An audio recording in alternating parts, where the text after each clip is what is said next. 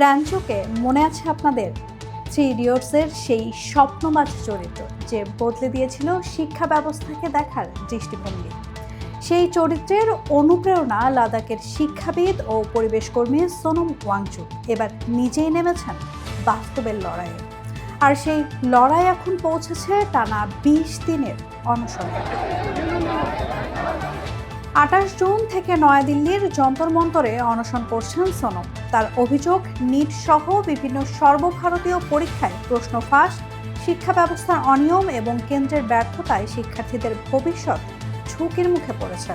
তিনি কেন্দ্রীয় শিক্ষামন্ত্রীর পদত্যাগ, ক্ষতিগ্রস্ত শিক্ষার্থীদের জন্য ক্ষতিপূরণ এবং লাদাখকে সংবিধানের ৬তম তফসিলের আওতায় আনার দাবিও তুলেছেন।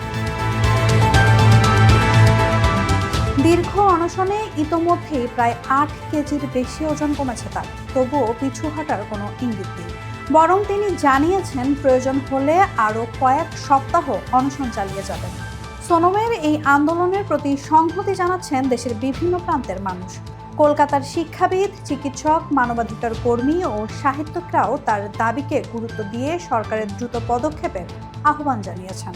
অনেকের ভাষায় এটি শুধু একজন মানুষের লড়াই নয়, বরং শিক্ষা, পরিবেশ ও মানুষের অধিকার রক্ষার আন্দোলন। এদিকে তার শারীরিক অবস্থা নিয়ে উদ্বেগ প্রকাশ করেছে দিল্লি হাইকোর্টও। আদালত কেন্দ্র ও দিল্লি প্রশাসনকে নির্দেশ দিয়েছে সোনমের স্বাস্থ্য নিবিড়ভাবে পর্যবেক্ষণ করতে এবং প্রয়োজন হলে চিকিৎসকদের পরামর্শ অনুযায়ী ব্যবস্থা নিতে। সিনেমার র্যাঞ্চো বলেছিল অল ইজ ওয়েল, কিন্তু বাস্তবের সোনম ওয়াংচুক বলছেন সবকিছু ঠিক হয়ে যাবে যদি অন্যায়ের বিরুদ্ধে কেউ দাঁড়ায়।